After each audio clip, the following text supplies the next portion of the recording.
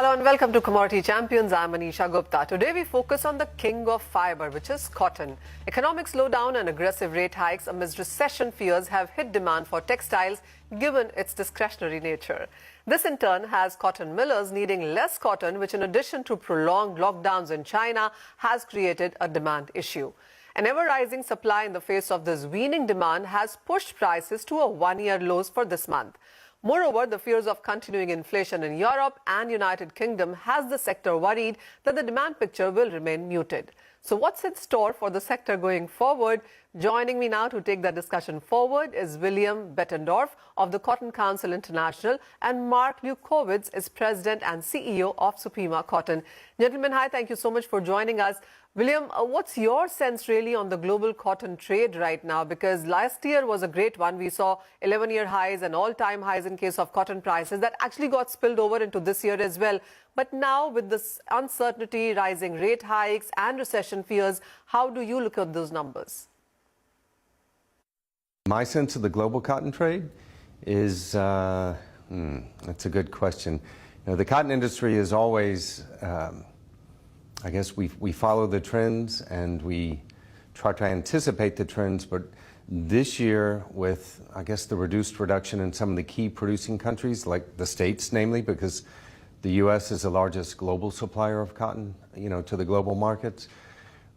The situation's tight, and with the recent floods in Pakistan, even though our government estimates are, I don't know if last month if they took that into consideration, but I think next month we'll see that the global supply is going to be reduced quite a bit. As a result, that will put pressure on prices. So, obviously we'll have to see what happens at the end of the day, but generally I think there's a tightening in global supply which will help to put pressure on prices. All right. Well, that's about supplies. And as you said, you could be looking at an impact on prices because of that. What's your sense on the demand picking up? Because that also seems to be slightly tepid. Do you see improvement in that coming too? Yeah, demand, from what intelligence we've been able to gather from the textile mills in the major textile producing nations, the orders from the brands and retailers is reduced for the coming, say, 6 to 12 months. So right now, this year, we're okay, but when you look at demand for the next year, it appears to be, from the intelligence that we've been able to collect, will be down quite a bit. It's not going to be a disaster by any means, but it will be lower. And so we've heard, again, from some of the mills and manufacturers that not only are they going to reduce their capacities, but actually in some cases we've heard that some mills have boasted that they've actually shut down facilities because that means they're not actually losing money. So, I think generally we're approaching a down cycle, but the good news is it's a cycle and it'll come back again.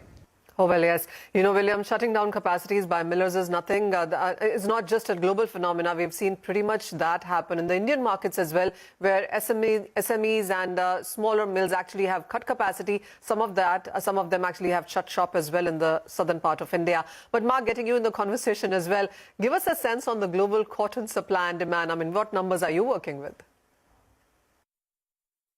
That's a difficult question to answer, Manisha. The issue with regards to global demand is really complicated through the COVID pandemic, through the war with Russia in Ukraine, energy issues. There's a lot of competition for land in terms of resources, not only for fiber production, but for food production and even for energy production when you consider ethanol. The challenges in the marketplace also impact the cost of living, so consumers are currently challenged, and then the logistics issues on top of that. For India, the weather patterns certainly have been erratic, but it appears that despite the challenges this year in India, that you're going to have a big crop here in India, so that will be good for the domestic manufacturers, that they have a good, large domestic supply. But there's still a definitive need for imports of premium quality cotton for other demand characteristics for the marketplace, both, again, for the domestic consumption and for exports. So as we look at the current global cotton position, we can certainly see that globally cotton production will be down. The U.S. cotton production will only be estimated to be approximately 13 million bales this year on a positive note. That's down a few million bales from traditional numbers, and that is a challenge in itself. From the Supima cotton side, we are near one of the record lows in terms of our production. The challenges with water availability and droughts around the world continue to impact Supima cotton as well as some of the Texas cottons in America. We've seen climate challenges in Pakistan with the massive floods, unfortunately, and the disaster of the crop and the challenges there to the population, which are super unfortunate. And I think we're going to see more of that going to the future. We don't see any abatement of those challenges, and I think that's just going to continue to provide a little bit more volatility for our markets. Well, yes, you rightly pointed out on the weather vagaries, and we have seen droughts and floods some places, and that has impacted the cotton crop across country and the world. William, but the important factor clearly is going to be China, because we've seen zero COVID policy there impact a lot of segments, sectors. China is also important when it comes to textiles and cotton. How do you see the Chinese factor playing out on this segment? Yeah, China is always a wild card. The interesting thing with the United States is that China is it's our biggest importer of American cotton as well, and we source the majority of our apparel from China. So it's an interesting relationship between the United States and China. In terms of what's going to happen in the future, as you said, it's a wild card. We don't know, but hopefully through, I guess, continued discussion and communication, we'll be able to, to overcome things. And you had asked about, the COVID situation with their lockdown policy. It is incredibly strict, and that I think definitely has had an impact on manufacturing. But we're also hearing that the Chinese stocks are quite high. They buy cotton to fill their cotton reserve, but in terms of their textile production and exports, we're hearing that there's some product coming onto the market that's quite priced quite competitively, and so some of the global manufacturers are concerned about that, because we may have low-priced Chinese yarns or fabrics coming into the markets that traditionally hadn't been here before. William, also, how do you see the space going forward then? How do you look at the prices? I mean, we've seen a very erratic year. This one, all-time highs to where we are trading right now is nearly 45 to 50% off from those kind of levels. Manisha, that is a great question. How we see the future for the global industry, global textile industry, is mills and manufacturers are going to be under a lot of pressure from especially their customers, the brands and the retailers, because it's not just about supplying a shirt or a pair of jeans, because now the brands and the retailers are looking at a bigger picture, which also includes, are the products that they're supplying to the global consumers, are they made ethically? Are they made in a sustainable way? And this will be a deciding factor of who's going to be a winner and who's going to be a loser. Mills and manufacturers all around the world, not only are they beginning to receive this message from their customers, but they're beginning to, it's not really a request, it's more of a demand now. So it's a requirement. And in terms of the U.S. cotton industry, we feel we're perfectly poised to be able to meet that need, because we have a product that's sustainable and it's made in an ethical way, and even more importantly is that our supply chains are very transparent. So we are optimistic about the future. We're optimistic about our partners here in India, and we look forward to continuing to partner with them and be a partner for prosperity. And we're optimistic. What else can I say? All right, we get that. Marc, same thing to you. What is your outlook for cotton going forward in fourth quarter and for the rest of 2023? Because the season is just about beginning. How are you guys playing it or calculating those numbers? Certainly an interesting question. Obviously, it's impossible to entirely predict price, and we're not adept to do so. It is one of the market considerations of the unknowns that we have to continuously deal with, including our supply chain.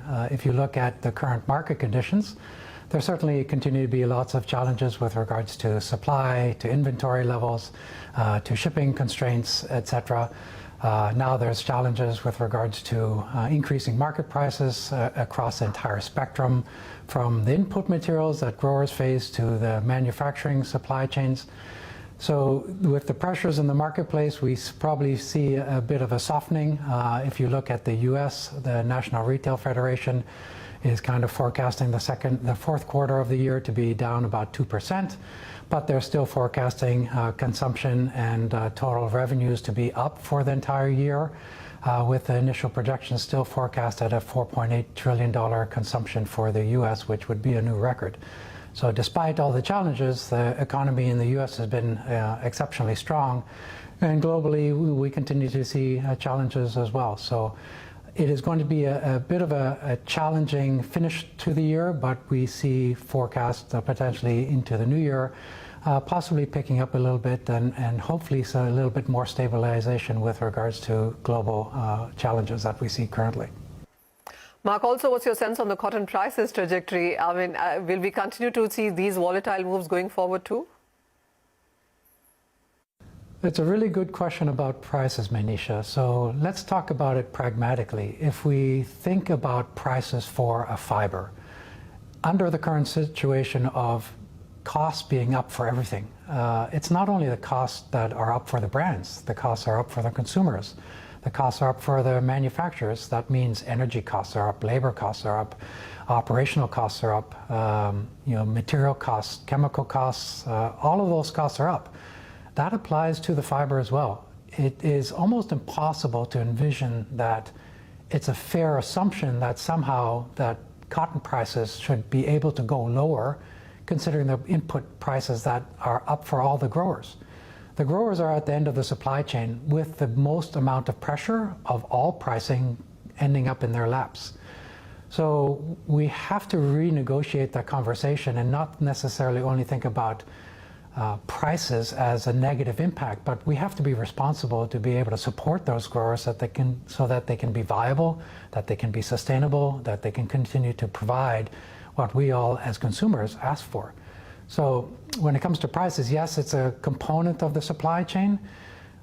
It's not reasonable to expect that somehow that the prices can substantially go lower from these levels, because there's no capability for the growers to absorb those decreases in value, because it'll leave them in a negative position where the costs exceed the cost of production.